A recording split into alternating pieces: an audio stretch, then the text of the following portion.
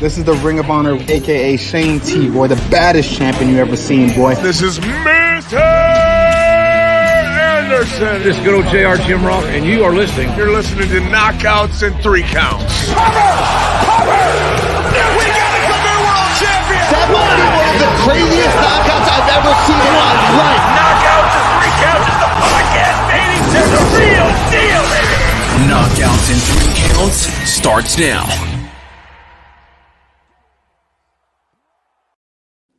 Woo! What up, everybody? It's a Thursday. It's almost bang time out here. We've got the man himself out here ready to go get him some gold out here looking like the nature boy Ric Flair. We've got himself out here, Bobby Nash. How you doing, brother, man? You going to be going at a strap on August 6th. Hell yeah, August 6th, man. And I feel good, dude. I'm glad you guys have me on today, man. Just, bullshitting, talking, having some fun. No, hey, always man. Glad to have you on.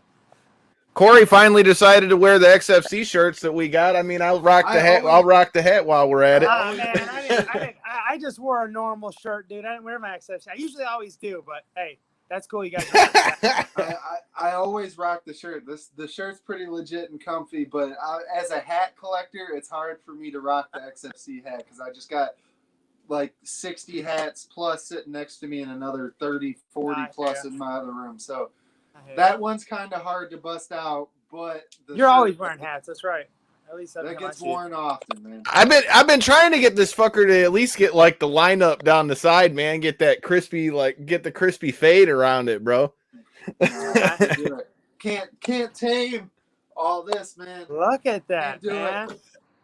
Can't do it. This guy's out here trying to get his shampoo commercial out here and shit. Hey. Anyways, if any of you guys want to sponsor the show, go ahead. Feel free to. But that's not what we're here to talk about. I've got a first question I got for you is, you've been on quite the tear out here with the fight game. I mean, how have things been since the last time we had you on? How are you feeling in between fights?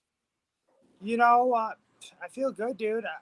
I think it's I think it's cool that I'm a little more active, there was a time where I was taking a lot of space in between my fights, but I think that was the proper time. I needed to develop, I needed to get better. When you look at when I left the UFC, I took a 1.5 year layoff and I silently trained. I didn't really post much about it, but I was training that whole time.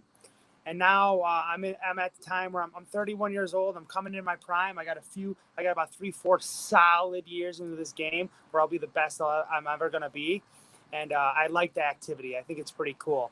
And, I'm going to take this fight August 6th. And then it looks like within the next couple months, hopefully Burley is healthy and we can get on with this tournament.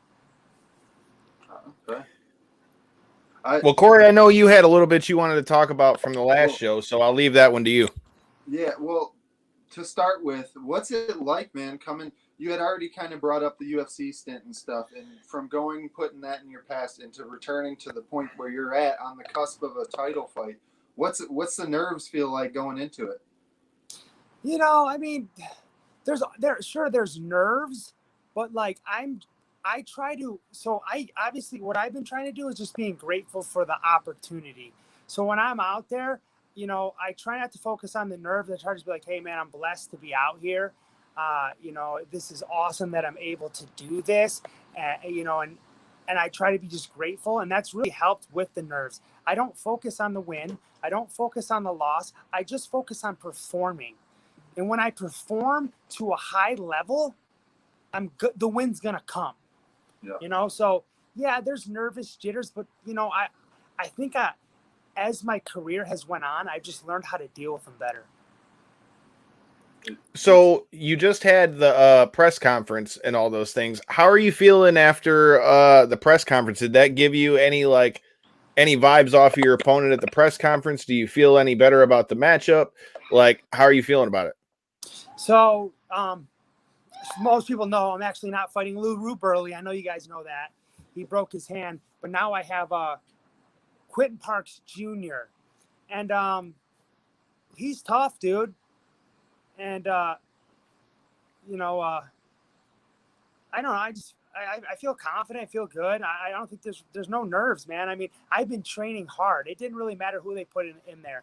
I was ready. And they put a good opponent, which is cool, 12 days notice. They got a 9-3 guy who's he's 9-3 from Lexington, Kentucky. And he's got an 83-inch reach and he's 6'4". So I mean, they're putting in a badass, cool fight, which I'm excited about. And not nervous though. I mean, different game plan, but not nervous, just excited. So that brings up a good question though. So you were all ready to fight LaRue Burley. I mean, obviously, as you said, the game plan doesn't really change for you. But I guess the more important question out of that goes is so you said that you guys are waiting for LaRue to get healthy to go on with the tournament. I mean, does this fight this fight has nothing to do with the tournament now, right? So that's interesting, right? Because here I am in a tournament, right? And so this is the thing. So once I found out that LaRue Burley broke his hand, Myron called me and was like, hey man, bad news, LaRue broke his hand. I'm thinking, okay, I'm not going to fight, right? That's what I think. They wanted to save the fight. They're like, hey, listen, we know you sold a lot of tickets. We know you took off work for this. You've been training hard. We want you to fight in front of your family. So I was like, okay, and it's definitely a risk taking a fight when I have a tournament fight, which I'm going to make significantly more in the tournament. It's the finals, and it's a big. It's almost big like a risk. must win. You can't taking a loss and going into a finals tournament is like weird, right? You can't do that. Yeah. So it was a risk for me, but I want to fight in front of my hometown. I feel very confident, and I'm glad I can be active because now I can take this fight and I can jump on another one in 3 months. And I want the activity. I feel good. I feel healthy. I feel strong. I'm the best I've ever been. So, I'm glad that Myron and Eduardo, the matchmaker, and Matt Frendo were able to find someone on 12 days notice. I mean, I was really happy about it. And no, it is not for the tournament. That fight will be, I don't know, 4, 5, 6 months. I don't know when it's going to be. So this is just a regular fight that's going to be off my contract. I got a 6-fight contract, but they took one of the fights. So now I have a 5-fight contract after I beat LaRue. Well, it's dope though, because at least this way, it still gives you the ring time. You'll be able to get yourself back in the cage. And then on top of that, now you have even more time to really, study your opponent for that once you make it through this. I mean, this is going to really show you where you're at.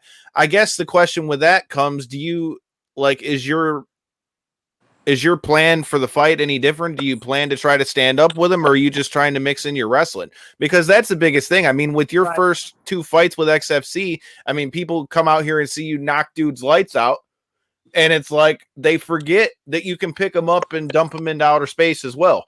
So, I mean, where's your head at with that? So, yeah, that's a good question because, a lot of people are asking me that.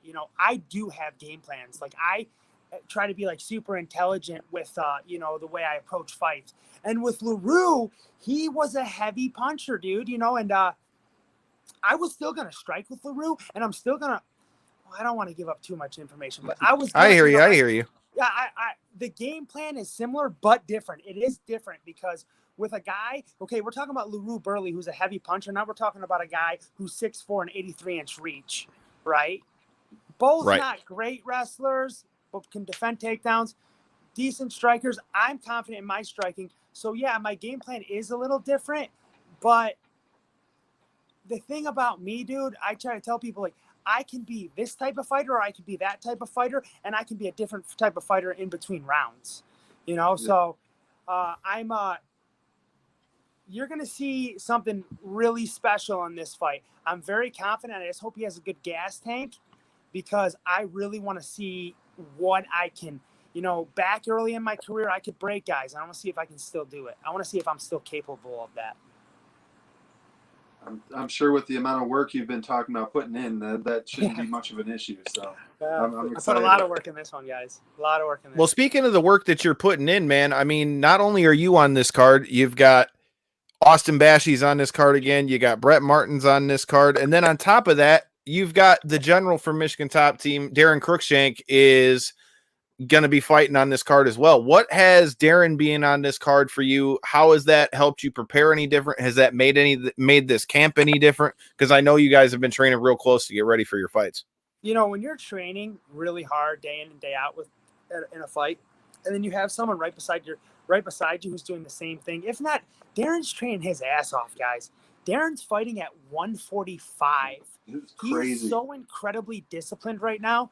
And, we all seen Darren fight in the UFC. We've seen Darren fight in Ryzen. And here Darren is now 36 years old. And I'm telling you guys, we're going to see the best, dude. It's going to be so cool. Him going to 45, he's doing it the right way. He's not, like, killing himself. Like, he's dieting properly. And, dude, I can't wait to see him perform at 145. So being with Darren during this camp and just seeing him progress as a fighter, progress as just a person, like, who knows, just Darren right now in his stage of fighting, it's really cool to see. And I'm really excited for that fight. And I'm blessed to witness it, to learn from it, and, be by his side, in the back room. We're going to both be going through something that's emotional for us, something that we really care about. And just to be with someone during that time is really cool. It definitely has built my relationship with him. Not that he's always necessarily fought at a size disadvantage, but I'm excited to see what he's going to be able to do at a serious size advantage. Oh, and that yeah, being exactly. said, it like we've seen a real resurgence in a lot of vets' careers. Like we can point to like Edson Barbosa. When he made the move down to 45, he's now a top contender again. Look at Jose Aldo. Just fought for the belt again at 135. Now they're top contender. Frankie Edgar, yet again, all these guys moving the weight class down late in their career and doing incredible with it. So I hope the best for him in the move. Yeah, and the biggest thing about it is doing it properly. And that's what I was worried about. I'm like, man, Darren going 45, I hope he's not going to, sometimes you worry about gassing, but the guy, he's doing it proper, man. He's disciplined, and I'm impressed. And I can't wait to watch him fight. Well, for any of you guys that missed it, we were live with Darren last week, which if you hit that subscribe button, you won't miss it. If you check out the channel, you'll see it there. He talked about everything from his fight to still not being paid by Tora MMA.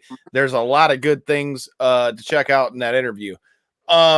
With that being said, dude, did you get to check out the fights last weekend with TJ and Sandhagen?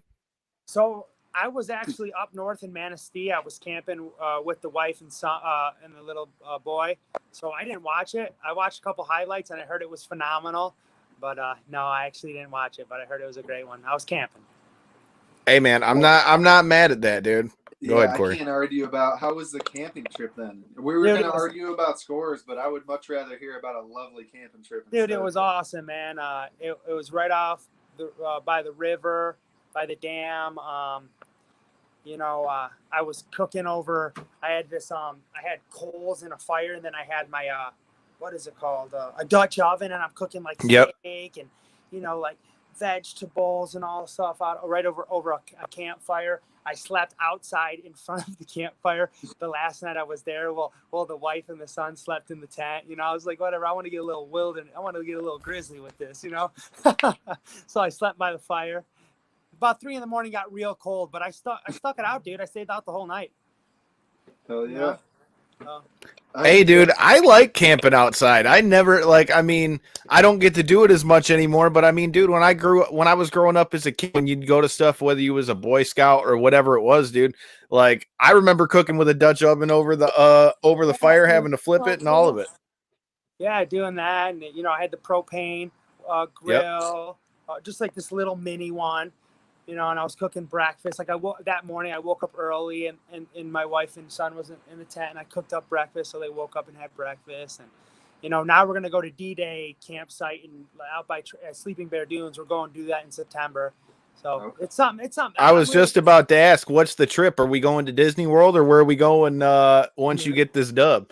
Well, I don't know, man. I'm definitely want to go on some vacations. That's for sure. I mean, I deserve it. I don't know yet though.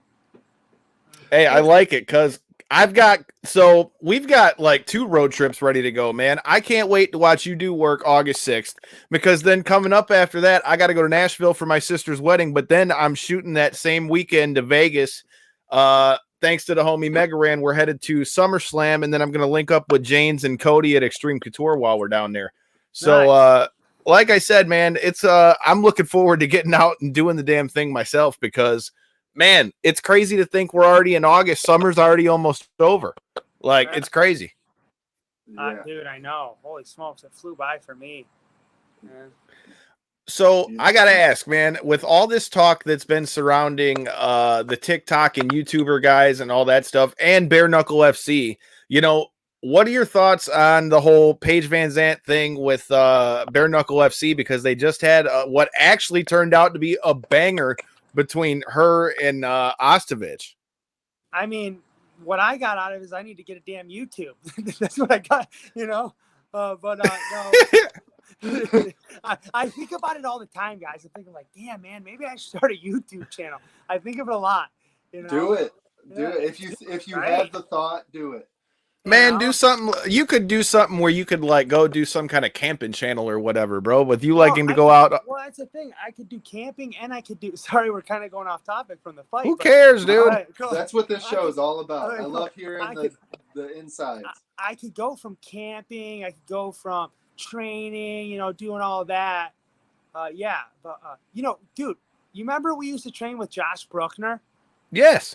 Dude, he's YouTube. I know, famous, dude. It's man. Dude, think about how the kid proposed to his wife. Goes and fights on that card at Staples Center, and then proposed to your girl in the boxing ring. Shout out to JD Vlogs. I'm a little jealous, but you know, well played, sir. Yeah, well played. I mean, that's someone we both trained with, man. Right. I worked out. He helped me back earlier in my professional career, man. We were training together all the time.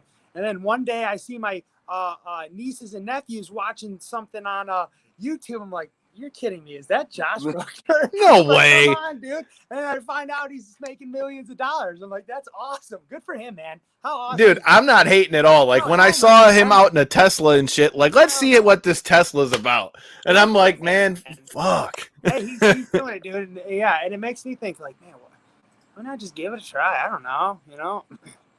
Yo, shout out to your sponsors out here in the comments, bro. Kabasu Army. Yeah, dude, Kabasu blows my shit up on Twitter, man. So what Kabasu token is it's a meme cryptocurrency. And yeah, I guess you can buy some shares on it. And every time I post on Twitter about it, like my Twitter goes crazy. It's very popular in like China and Japan, I think, and out in like the Asian culture. I think so. Yeah. Hey, dude, you're getting the hookup. Shout out to them, man. Hey, if you guys are checking them out, make sure you guys go to them for your crypto stuff. But man, look here. You are out here making moves. XFC 45 is coming up. Like, what does it mean to be able to fight back in Michigan, bro? Like, I mean, it's been so long since we've had any kind of fight, and now the first big card that's coming back to Michigan, and you're getting to be the main event unless they move the card around. Oh, dude, I'm super pumped about fighting in my hometown. I mean, how can you not, dude? Been fighting all over the world, and to be able to be in my hometown, in my backyard, you know, you can't get much better than that. I get to have my fans there. You know, this guy's coming in from Lexington, Kentucky. I don't know, he might have, you know, he's going to have his corner, maybe a couple people. But, I mean, when I come out, it's going to be loud. And people are going to – and he's going to know who the hell, you know, they're here for. And it's going to be a hostile environment. I tell people it is not easy to fight me in my home state because I bring a rowdy crowd that gets loud.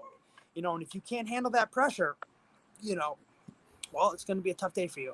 You know, and that's does fighting at home like give you any more sense of like change your mindset a ton versus fighting everywhere else?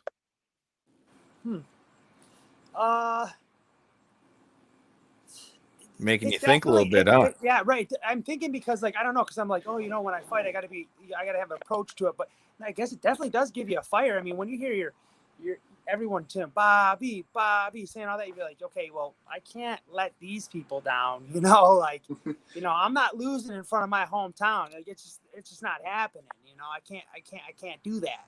So yeah, I guess maybe it does give me a little fire. You know, but I approached. Go ahead. I was going to say, even the simple stuff is like the preparation for fight week and stuff like that. Like going, I know you're still going to be in like the fighter hotel and stuff, but driving there compared to flying out of state and everything else that goes along with that, I'm sure that's an excitement too. and then just walking out, you know, like, because I'll sometimes walk out in the stands, be like, hey, what's up? Hey, what's up? Like, I know everyone. I'm going to know, like, I don't know. Because even the people who aren't even there for me, for the guys for Austin Bashi, the guys for Darren Crookshank, the guys for Brent, I'm going to still know them. You know what I'm saying?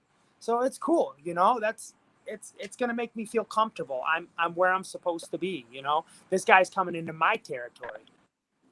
I like it because this is going to be Corey's first road trip since joining the show before we head out to Chicago. And for any of you guys that are going to be watching or at XFC 45, we've got interviews with all those guys on the channel. Austin Bashi, Brett Martin.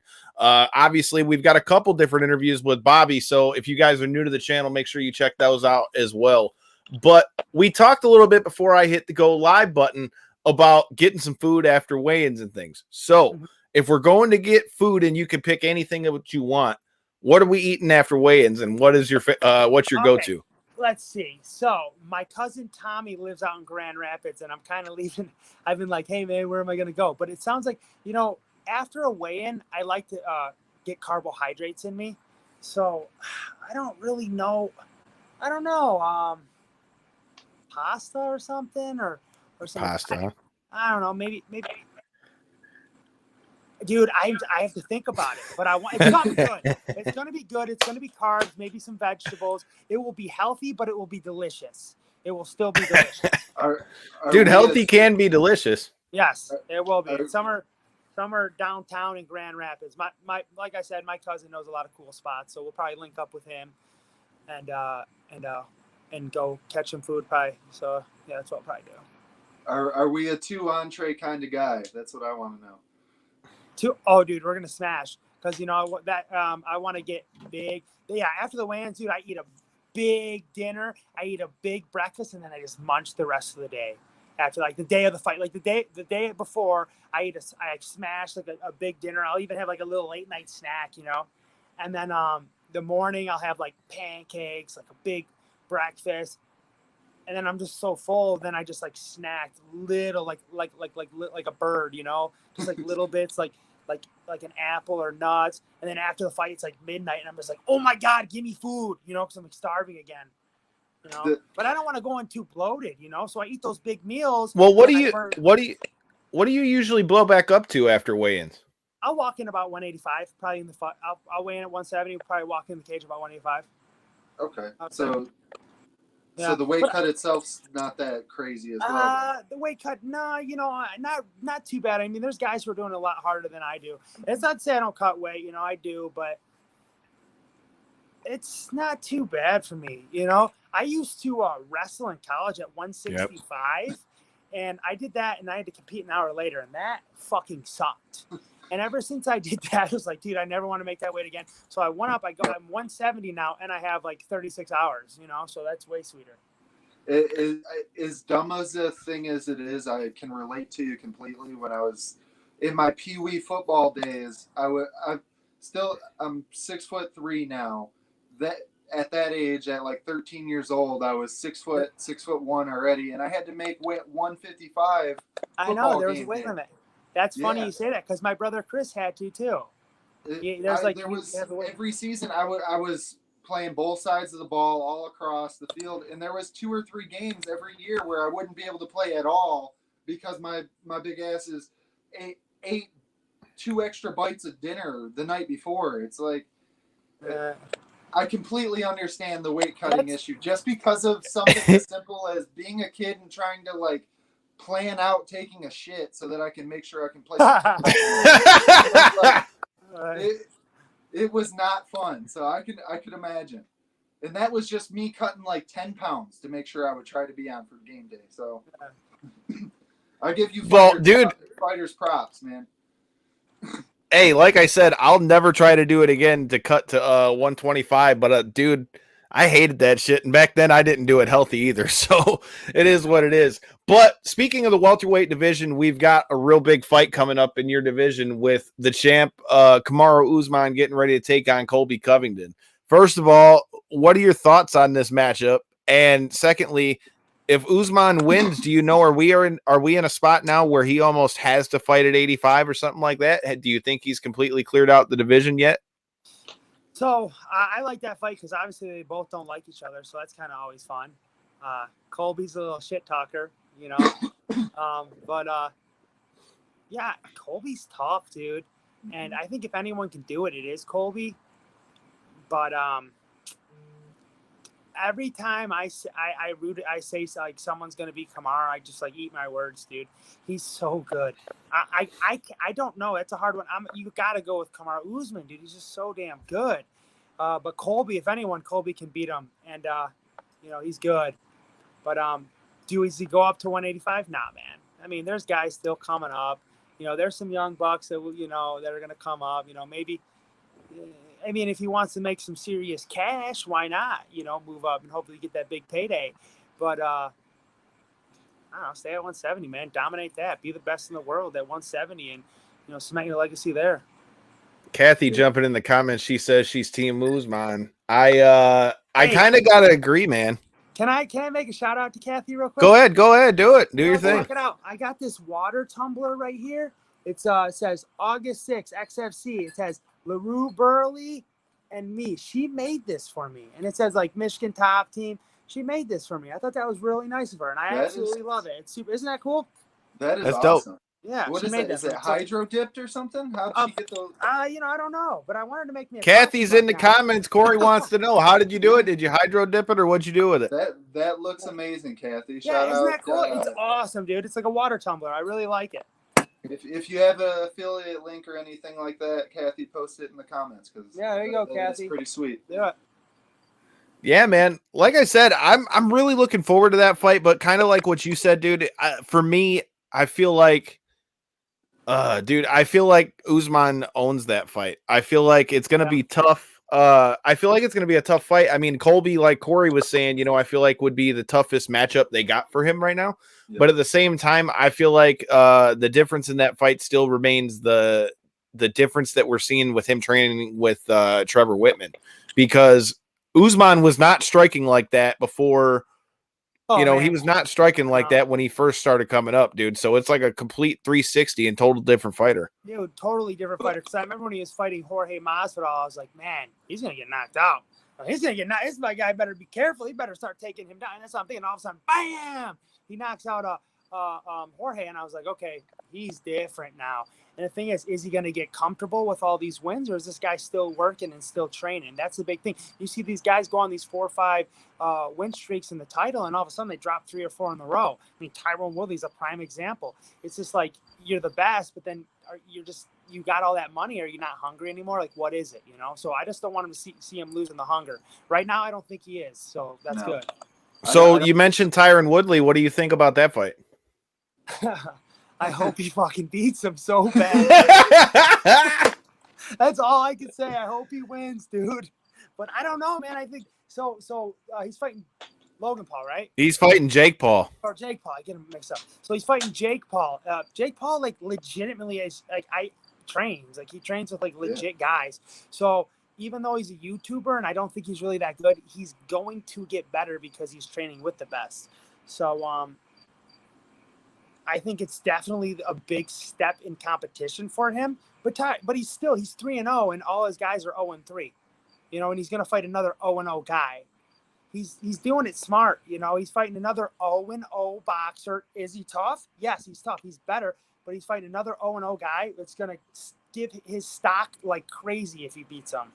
So he's smart, I guess, but it's not really. What happens when he takes a real? I mean, I don't know. I hope Woodley beats him. I don't know. I don't know who's gonna win. I'm bad at picking fights nowadays, dude. The way that the current state of MMA judging is, so am I, because it's been some rough weeks as of late. But in that fight in particular, I'm hoping Tyron's got some fumes left in the tank, at least enough to deal with him. But you brought up a valid point. He's an 0-0 boxer. Even though he's been training boxing, and I believe Tyron's significantly been training boxing his whole MMA career, or at least significant portions of it, it's still 0-0. He still doesn't have professional experience, and that is worrisome. Yeah, that being said, yeah, it is worrisome. He is fighting an 0-0 boxer, but that being said, he is fighting an actual fighter, someone who's gonna, will throw their right hand. Does Van Askren even have a right hand? Like, no. And the other guy was an NBA superstar. He never threw a punch in his life until probably he started training for, the Paul brother, right? That's the first time he started throwing punches. So Tyron Woodley can actually throw a punch, but I just, we'll see. I hope he wins. I think he will. I hope he does too, man. My biggest question just is if he can take a shot, because if there's anything we can say about Jake Paul is love him or hate him, the kid's got a little bit of pop in his hands. And if Tyron's chin can't hold up to it, it's going to be a bad day for MMA. But you mentioned shit talking, dude. What do you like? That's a perfect thing to ask you.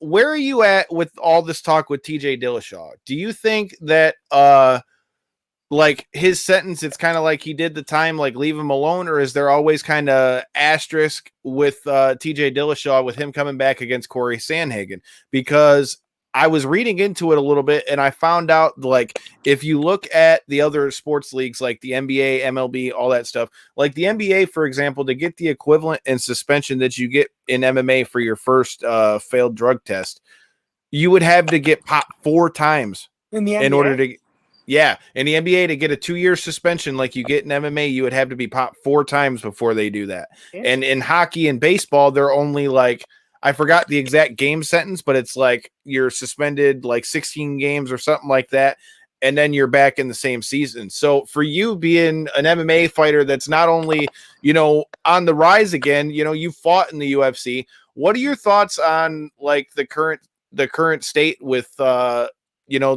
like our punishments type thing, and what are your thoughts on Tj Dillashaw? I love Tj Dillashaw. I think he's a badass dude, a great athlete. I think it's cool. I think it's cool that UFC wants to be legit, so they have a anti-doping, just like every other major sport. But I didn't know that about MLB and NHL. So I don't know. It's weird, dude. I really don't know what to say about it, to tell you the truth. I don't care if they test. I don't care if they do test. Do you think if TJ makes it back to another world title, do you think like there's any kind of like dirt on it because he got popped? Well, as long as he's clean for the rest of his career, then no. That's what I. Yeah, because you're only gonna, if he goes in there and he's clean, then no, because he's not taking a performing enhancer. But if he's taking a performing enhancer, then yeah, maybe then he should. What are your thoughts on performance enhancers in combat sports compared to other sports? I know it's like it's kind of a dirty line, It is. I don't know, man. I mean, I fought guys who were probably on it. I fought guys who weren't on it. I fought in the UFC. I got tested probably about 5-6 times. I fought wrestling in college. I got tested a ton of times in the Big Ten. I was always clean, but people take it. What are your thoughts? Like, are you, so obviously you fought all your fights under regular MMA rules. We talked about having Darren on the show last week. One thing that he said he'd love to see come to MMA, and he said he thinks would stop a lot of the stuff that you see in fights. He said he'd like to see the pride rules kind of adopted in more organizations over here in the States. And he said, even nut shots. He was like, you got a cup on. He's talking about shooting his cup at the range. So no, I heard that. Yeah. Yeah. So tell me about that. What are your thoughts on the pride rules, and would you rather fight that way? So the nut shot's a little weird, but hell yeah, man. I think that's awesome. Is that like something you can't do in America? Because I actually want to talk to XFC and be like, dude, you need to be the first promotion in the United States to allow soccer kicks. I wonder if they can make it happen, or if it's just like the country, like the United States, you can't do it. I wonder, right? So what it is the commissions in the United States didn't allow it. I just seen an article. They allow it or don't? No, they did not allow it. And I just seen an article. That's why I know about this. Colorado is the first state in the continental U.S. that's allowing the wider range of strikes. No way. So hey, Colorado. Hey, listen, XFC wants to get big, wants to blow up. Well, you want to know a way to get it big and blow up? Make the first event in Colorado and allow soccer kicks. That'd be sweet. Who wouldn't tune into that? Like, this is the first time in United States, in American combat sports, where you can, throw soccer kicks, throw knees to a grounded opponent. You've never seen that. You see it in Japan. You see it all over. But you don't see it, in the States, which I think would be sweet. I'd be Myra Malaki, man, we got some ideas, throwing you some shit. Kicks. I mean, hey, we're bringing it to you from knockouts and 3 counts, man. Well, I don't know, dude. I'm pretty. Here's the last question for you. I mean, I know XFC has had fans back at their last fight and things like that. But as we start to come back out of this pandemic and you got, more fights and more fights are going to open, how do you think that's going to change like the landscape of what we see in MMA as far as people going to fights? Do you think it's going to make fans more hungry to come to the fights? And do you think it'll change, anything about the atmosphere on fight night? Oh, man, that's a good question. I didn't really think of that. I think people are hungry for fighting. Like, I think the XFC event in Grand Rapids, I think it's going to be packed because, dude, combat sports hasn't been in Michigan in almost 2 years. So I think in XFC it's going to be packed, dude. I think you're going to have a sweet audience there. But people crave since the medieval times when they were fighting in Greece and stuff. They packed the Colosseums, right? You're going to still see that. People like violence. People like fights, and people crave entertainment. So, right now it's a little weird, but it's going to get back. People are going to pack stadiums. It's just the way it is. You're already kind of seeing it now. And I think it's going to be. I mean, you're definitely already seeing it from pro wrestling, from MMA to, hell, wrestling. I'm getting ready to go to Vegas. They're about to pack the Raiders Stadium for SummerSlam already. So, that didn't take long at all. But with that being, go ahead. I was just going to say, I really wonder how many fans MMA in general, I know the UFC being the head of all of this, but the fact that they were one of the only sports running during the pandemic, I wonder how many fans they have retained from that now that we are, like you say, a year and 6 months into that. And I wonder what the trickle down effect of that is to somebody like an XFC or something along those lines. It was a brave, bold move, but I think it was also an intelligent move. Yeah. On a business sense, it worked out 110-fold for them. So. Well, before we let you get out of here, man, like I said, it's not only Bobby going to war on this card. You've got a whole bunch of guys from Michigan. You got Austin Bashy. You got Darren Crookshank. You got Brett Martin. You've got a whole bunch of guys. We're going to have past guest of the show, Andre Sanders. He'll up soon, brother man. But yeah, dude, it's going to be a big Michigan contingent there. Let anybody know who's kind of on the fence of going to XFC 45, what they got in store, and what's your prediction for your fight's going to be. So XFC 45, August 6th, Grand Rapids. I know a lot of people on here are going to be watching from Michigan. Dude, you got to make it because I am coming to entertain. I'm coming to take this guy's head off. I'm coming for violence. If you want violence in that, come. There's going to be some great fights, and trust me, I promise, I will not disappoint, and I will entertain. What else did you ask? I said, what's your prediction for the fight? Oh, my prediction. My prediction is he's going to be fireworks. Tired. Yeah, he's going to be tired, and I have a prediction in my head, but he's going to be tired, and he's going to be it's an aggressive style, guys. I have an aggressive style, so expect high output and aggression. I like it. Expect fireworks. Some shit's going to go boom. Maybe it'll be his opponent's head. But I don't know about you, Corey. I can't wait to get back out on the road again. We're going to check it out August 6th, XFC 45. We'll be in the building for the press conference and weigh-ins and at the fight. So make sure you check us out on all the social media platforms, wherever you can get your podcast, because you don't know who we could sit down with next. But until next time and in the in-between time, Bobby, we appreciate your time as always, bro. And like I said, can't wait to get down to Grand Rapids, smash a little food with you, and watch you smash somebody on August 6th, man. Hell yeah. Thank you guys for having me on. No, thanks for no problem. Until next time and in the in-between time, peace. Peace.